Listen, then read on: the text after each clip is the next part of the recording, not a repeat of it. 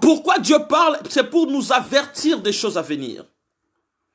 Bien-aimé, Dieu ne peut jamais permettre qu'une personne connaisse un faux mariage, un mauvais mariage. Dieu ne peut jamais permettre que tu te maries à un mari qui va te faire souffrir. Non. Si une femme se marie à un mari qui la fait souffrir, c'est quelque part sa volonté. Parce que d'une manière ou d'une autre, Dieu t'avait déjà parlé votre avenir. D'une manière ou d'une autre, Dieu t'avait déjà dit des choses, mais toi, tu étais têtu. Tu étais emballé dans l'amour, tu étais là, chérie, je t'aime, et tu commences à souffrir aujourd'hui. Maintenant, ce sont les pasteurs qui commencent à prier, à dormir, à prier, à dormir, à prier, à dormir. Bien aimé, j'aimerais dire à une personne, à un monsieur, à une dame, on ne se marie pas par pitié. Si tu entres dans une relation et que Dieu te révèle qu'il y a ça ne va pas, sors de là. Ne marie pas une personne par pitié. Ne marie pas une personne, non. Oui, c'est vrai, spirituellement, elle est mauvaise, mais elle est belle. Bien aimé, tu ne mangeras pas la beauté. Tu vas te rendre compte que quand tu te maries, ce n'est plus la beauté qui compte, c'est maintenant la bonté. La beauté, ce sont les célibataires, ça attire les célibataires. Mais dès que tu maries cette femme-là, ce n'est plus la beauté, ça va être maintenant la bonté. Ça va être maintenant les caractères que tu vas habiter avec. Ce n'est plus la beauté. La beauté attire, mais c'est les caractères qui va te faire asseoir à côté de lui. Maintenant, si son caractère a été ensorcelé, comment tu peux t'asseoir avec une telle femme? Si son caractère a été ensorcelé, comment tu peux t'asseoir avec un tel homme?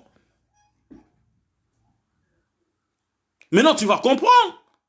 Dieu ne peut jamais permettre que tu entres dans une relation sans qu'il te parle au préalable. Bien aimé, j'aimerais dire à une personne, il est préférable pour toi de mourir célibataire que d'être mal marié. Je répète, il est préférable pour toi de mourir célibataire que d'être mal marié. Voilà pourquoi dans les jours à venir, je vais commencer à beaucoup parler sur le mariage. Parce que les gens pensent que le mariage, c'est un certificat qui va t'amener au ciel. Non. Il est possible que tu te maries bien. Il est aussi possible que tu te maries mal. Et un mauvais mariage, tu peux être un bon chrétien, une bonne chrétienne, une woman of God, un man of God puissant. Et que tu étais destiné à entrer au ciel, mais tu te maries mal, tu finis en enfer. À cause de ton conjoint, tu vas en enfer. À cause de ta conjointe. Il existe des femmes qui sont des Jézabel. Ils viennent là, ils font semblant comme s'ils te soutiennent, ils te soutiennent, ils te soutiennent. Mais dès que tu la maries comme ça, ils t'abandonnent. Et il y a beaucoup d'hommes de Dieu aujourd'hui qui commettent les erreurs. C'est parce qu'ils sont mal mariés. Les femmes, leurs femmes ne les aident pas. À la maison, la femme est sans soumission, la femme est impolie, la femme ne veut pas se soumettre, la femme ne veut pas se soumettre. Et l'homme de Dieu là, il est pasteur à l'église, mais à la maison c'est un mari, c'est un homme, il a la chair, il a le sang. Maintenant, si à la maison il est maltraité, mais qu'est-ce qu'il doit faire? S'il va dehors et qu'une Jézabel se présente, il peut tomber, c'est possible. Maintenant, si tu te maries mal, est-ce que cette femme-là peut t'aider? Ma prière est que le Seigneur te parle, toi qui m'écoutes, que le Seigneur t'oriente, que le Seigneur te fait échapper de mauvais choix.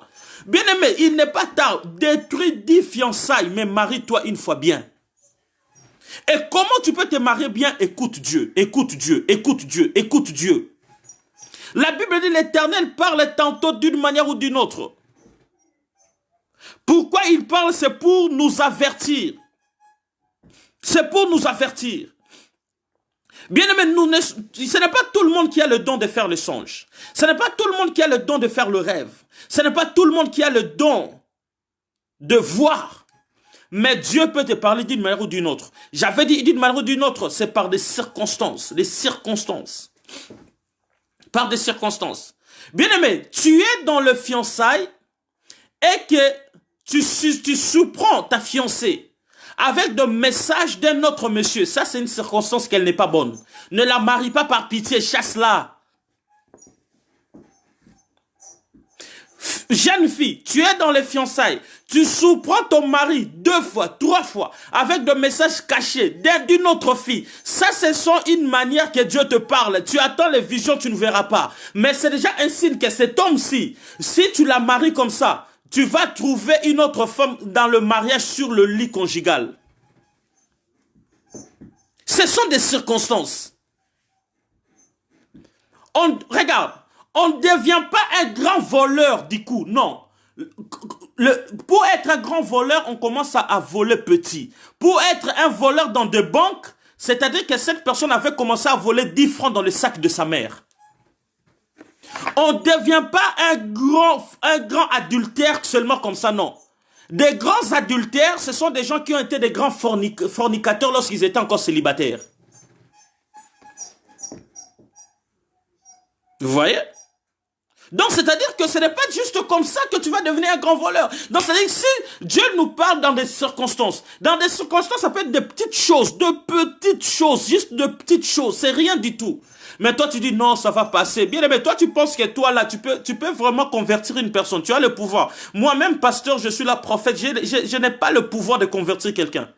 Moi, j'ai le pouvoir de prêcher, c'est Dieu qui sonde le cœur, c'est Dieu qui convainc le cœur. Maintenant, toi, tu vas marier quelqu'un par pitié. Oh non, il va se convertir. Donc, toi, tu es maintenant Saint-Esprit. Hein?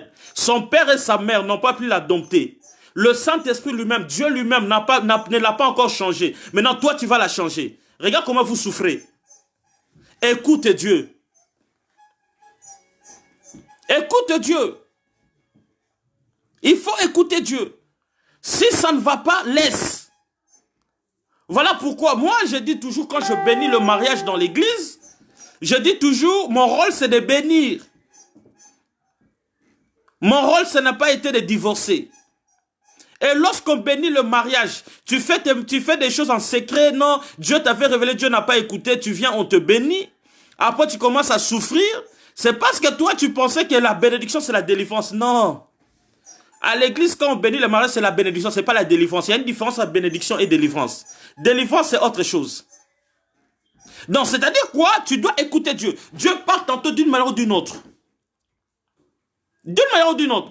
Tu vis avec un homme. Tu vis avec une femme. Et qu'à chaque fois que tu veux sortir pour aller la voir ou lui voir, ta voiture ne démarre toujours pas. Ou peut-être tu fais toujours un problème quelque part. C'est déjà un signe que tu dois beaucoup aller en profondeur. Tu vis avec une femme, une fille, une fiancée. Tu vas dans sa belle famille. Tu remarques qu'il y a quelques personnes qui ne t'aiment pas. Tu remarques peut-être que sa mère ne t'apprécie pas vraiment. Ou son père a encore des doutes par rapport à toi. C'est un signe, Dieu te dit, va en profondeur dans la prière. Est-ce que cela veut dire que tu laisses la personne? Non. Cela veut juste dire, cherche Dieu. Cherche Dieu. Parce qu'il existe aujourd'hui des personnes,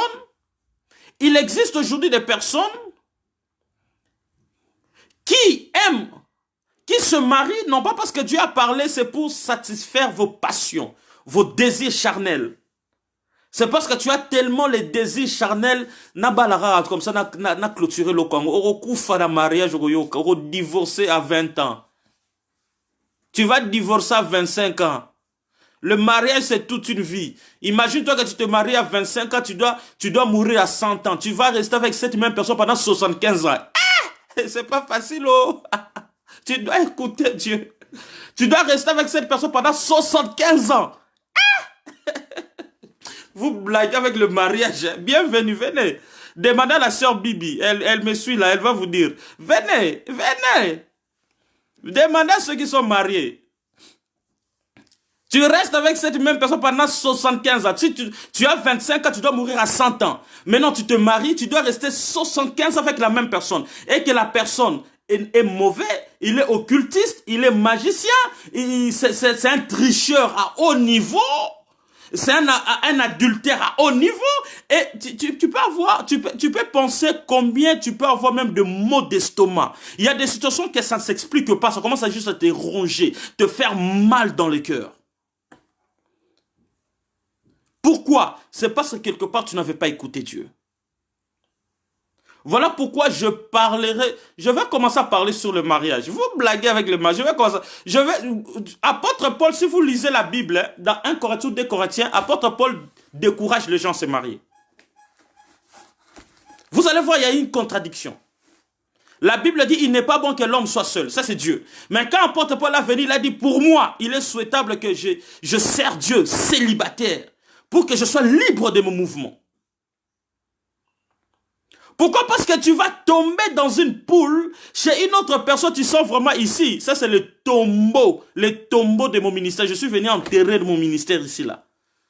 Et puis quand le jour du jugement, Dieu te dit, va-t'en, je ne te connais pas. Dieu parle tantôt d'une manière, tantôt d'une autre. D'une manière ou d'une autre, ça peut être des circonstances, bien aimé, des circonstances. Tu peux faire un